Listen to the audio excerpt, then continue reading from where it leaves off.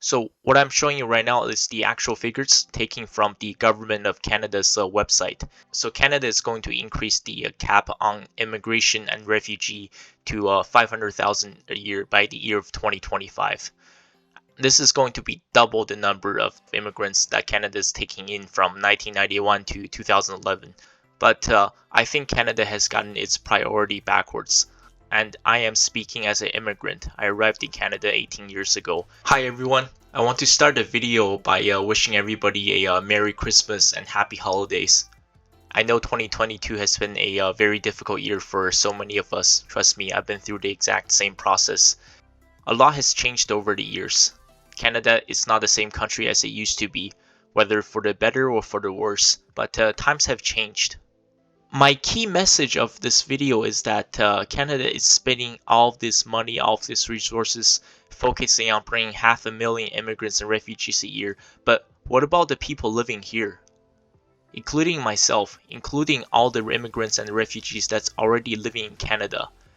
I mean, it's been a massive struggle for everybody. This message is aimed at Mr. Trudeau, our Prime Minister, and our Deputy Prime Minister, also a Finance Minister, Chrystia Freeland.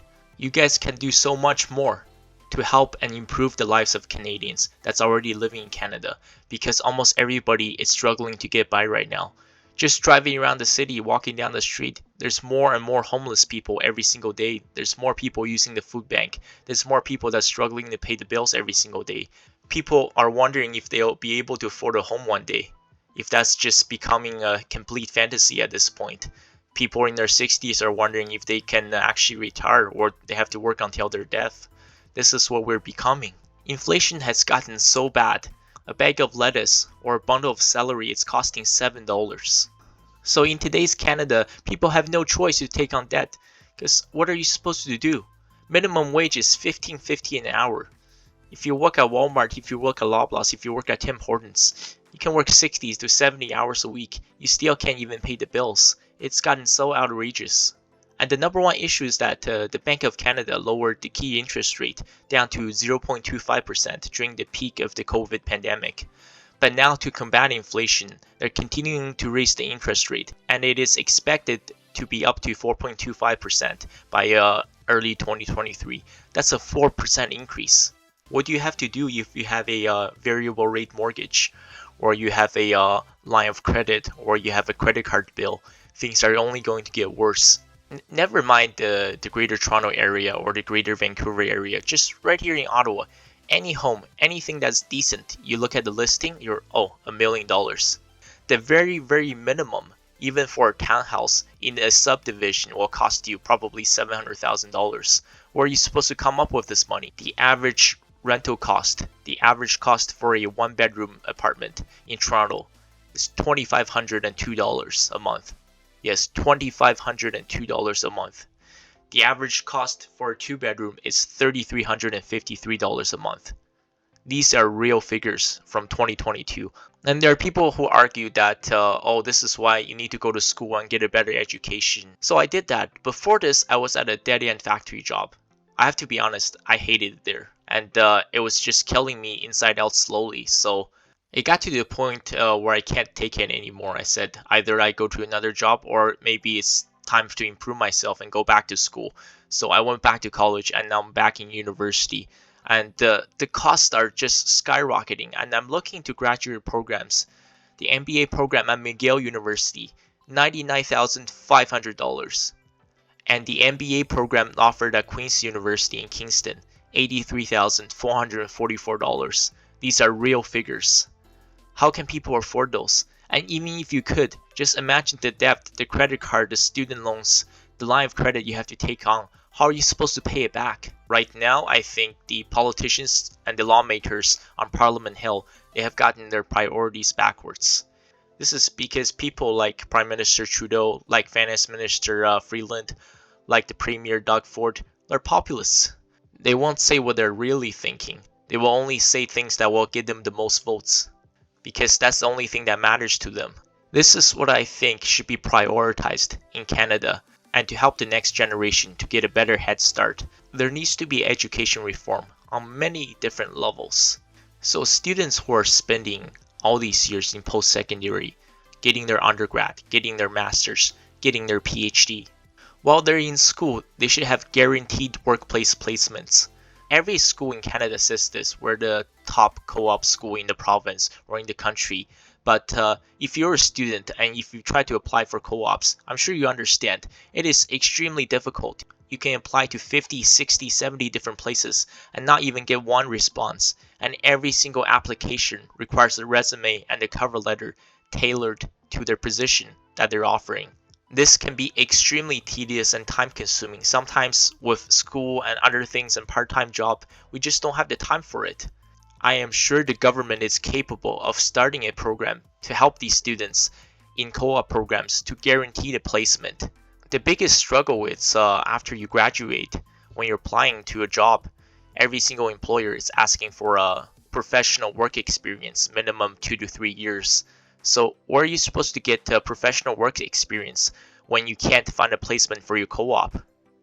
And after you graduate, nobody's willing to hire you to get you started. And I think Canada should follow the footsteps of the US. Student loans should be waived off because it is just way too expensive. Like I said, it costs $7 to buy a bag of lettuce. Like, what has the world come to?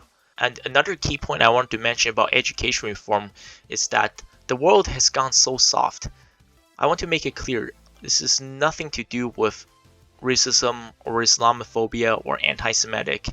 I'm talking about what happened to the good old times back in the days when people can just laugh and make jokes and just have some fun. One of my favorite movie franchises is the Rush Hour. The sad reality is they can't make movies like that anymore, at least not in mainstream media. Remember in Rush Hour 1 the scene where Chris Tucker first meets Jackie Chan at the airport? And he keeps asking him, he's like, "Oh, do you speak any English? Do you understand the words that are coming out of my mouth?"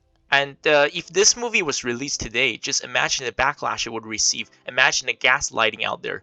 And I want to be clear, this is the same for every single news outlet. CNN is just as bad as Fox News, and Fox News is just as bad as CNN or NBC News or ABC News. See, a lot of times people just want to make some good content, make movies and TV shows that can bring people together, that can make people laugh, and now they can't even do this anymore. It's gotten so bad, it's gotten to the point where it is not okay to even be white anymore. There was a officer, if you live in Ottawa, you probably heard about this story. So Constable Paul Heffler, he was suspended from his job because of a video released. I think it's from a Ring doorbell system. So he was having a conversation with these two other white officers. So they were at the front door of this black man's, either his house or his apartment. And as they were talking, his girlfriend walked in. She was this white blonde Canadian girl.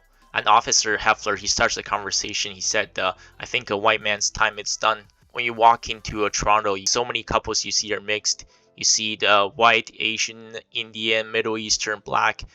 You don't see too many white couples walking down the streets in downtown Toronto anymore. And he even told his son to have a Chinese girlfriend to get one foot in the door so his grandkids wouldn't be white, so they have the freedom of speech to express whatever they feel like they wanted to say. And the final point I want to make is that I think the biggest crisis facing all of humanity in the 21st century is the refugee crisis, caused by extreme population growth in the poorest regions of the world and caused by climate change. As you can see on this graph on the right, you can see areas in the world with the highest population growth rate. They're all from the poorest areas in the world, from places like India, Pakistan, Bangladesh, in Chad, in Nigeria, in Congo, Sudan, Eritrea, Ethiopia, Somalia. The world population just recently reached 8 billion. It is expected to peak at around 11 billion. There's going to be 3 more billion people added to our current population tally, and they're all going to be coming from the poorest regions of the world. A massive human migration and refugee crisis is going to be coming up. It doesn't matter how many refugees and immigrants Canada are taking in each year. It will never ever be enough. To solve this crisis, the world needs to start with the places where these people are living right now and help them there. Thank you for watching this video. I will follow up on this topic and I hope 2023 will be better for everybody. See you in the next video.